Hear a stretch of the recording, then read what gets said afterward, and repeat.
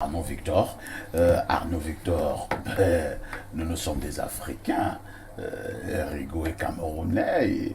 Et Bassa, Rigaud n'est pas français. Hein. Donc, il parle dans la langue des autres. Donc, à un moment donné, on peut être indulgent.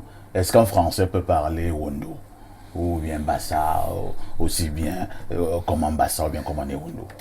Oui, c'est justement dans le sens de votre question que moi, je ne vais pas jeter le propre à Rigaud, qui nous a quand même animés pendant beaucoup de longues années, au moins 20 ans à l'équipe nationale. Avec le Hemley. On n'avait pas besoin qu'il parle bien français. Non, parce que en football, si tu sais très bien parler français et que tu es un mouilleur, moi je préfère un gars qui ne sache rien dire en français, mais qui nous apporte des résultats. Et qui marque des buts. Et qui nous marque des buts. Et qui défend bien. Donc moi, je ne tiens pas tellement rigueur à Rigaud. Encore qu'à la FECAFOOT, il y a tout un service de communication. Si ils estiment que Rigaud a des tares de ce côté et qu'il va écorner à chaque fois l'image du Cameroun, ils peuvent trouver des voies et des moyens pour que soit c'est eux qui viennent parler, soit ils écrivent, ils s'entraînent, ils viennent lire. Moi, je ne tiens pas totalement les gars. Mais encore, les franxologues expliquent quand même que c'est un genre qu'il a utilisé, qu'on appelle l'antiphrase.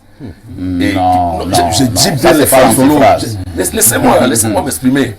Les franxologues estiment qu'il a utilisé l'antiphrase, que c'était une manière de dire que comme Rigobert n'atteint pas ce niveau-là pour connaître l'antifrase. Vraiment, pour arrêter ça.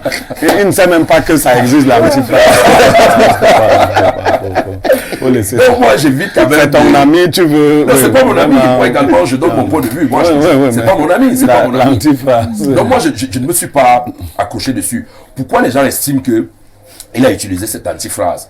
Parce que la liste des joueurs qu'il appelle, avant de retenir les 26, fait déjà problème avec certaines absences et certains qu'on a réappelés.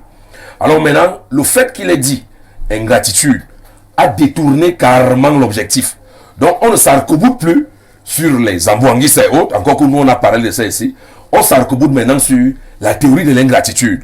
Donc moi je pense que Rigaud est un génie. Il vient d'inventer notre théorie. C'est un génie. La dernière fois, il a même constaté, je crois qu'il allait protéger son truc à l'OAPI. Donc aujourd'hui, nous qui sommes des agrégés en français de tous bords, on est là à commenter sur ce que lui a dit.